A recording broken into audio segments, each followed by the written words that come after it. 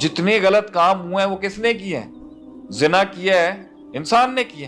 جتنے اچھے کام ہوئے ہیں وہ انسان کیسے کہہ سکتا ہے اس نے کیے؟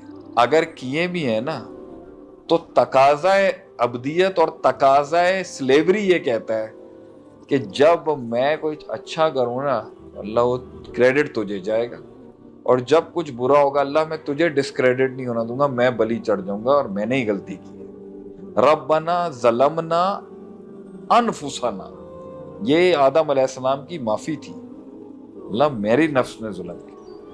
وَإِن لَمْ تَغْفِرْ لَنَا وَتَرْحَمْنَا، تو نے معاف نہیں کیا اور تو نے درگزر نہیں کیا، لَنَكُونَنَّ مِنَ الْخَاسِرِينَ. یہ نبیوں کی سنت ہے کہ وہ اپنے اوپر ساری برائی لے لیتے ہیں اور سارا خیر اللہ کو دے دیتے ہیں. تو یہ بات کتنی عجیب بات نہیں ہے؟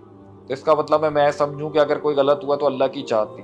بھائی اللہ نے من شر ما خلق، قل اعوذ برب الفلق من شر ما خلق، کچھ برا اگر ہوا ہے اللہ اسے کریٹ کر دے گا. اللہ وہ چاہتا تھا یہ کہاں لکھا ہوا ہے؟ So Allah creating something and Allah also wanting that are two different things. Allah free will کے تحت ایول اور خیر سب کریٹ کر دیتا ہے، پسند اللہ نہیں کرتا. اچھا جو اللہ پسند کرتا ہے جب وہ انسان کرتا ہے تو انسان کا فرض یہ بنتا ہے تقاضے کے تحت کہ وہ کہے اللہ یہ میں نے جو کیا یہ تیری وجہ سے تھا، اور جو برائی میں نے کی وہ میری وجہ سے.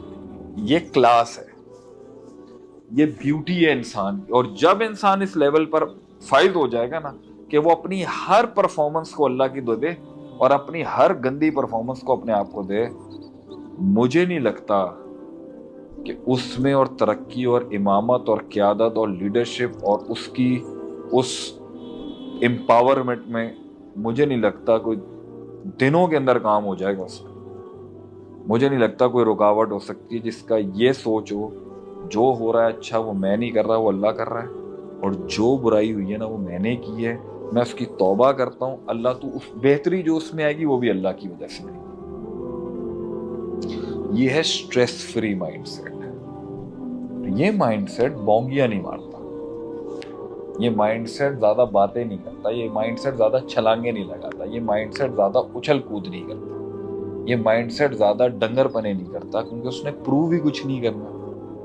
جب اس نے پروف کچھ نہیں کرنا، نہ ماں کو نہ باپ کو نہ فیملی کو نہ سسٹم کو نہ حساب کتاب کو، وہ تو صرف اللہ کو پروف کر رہا ہے کہ اللہ تو دیکھ میرے دشمن میرے دروازے پہ کھڑے ہیں، مجھے مار رہے ہیں، مجھے لوگ ہنس رہے ہیں، میں تجھے دیکھ رہا ہوں اللہ. تو جب میں اللہ کو اپنی جنگ میں لے کے آؤں گا نا گیم ختم، اللہ جو جواب دے گا نا اگلوں وہ میں کیوں فکر مند ہو رہا ہوں، میں کیوں پریشان ہو رہا ہوں. میں نے اپنے مائنڈ کو کنڈیشن ہی یہ کرنا ہے بھائی میرا کوئی کنٹرول ہی نہیں ہے، اور جو کنٹرول ہے وہ اللہ کا ہے، میرا تو اس میں بھی کوئی کنٹرول نہیں ہے. اللہ مجھ سے اچھے کام کرا لے بڑے کام کرا لے یہ اللہ کی شان ہے، اللہ کا رحم ہے میرے اوپر.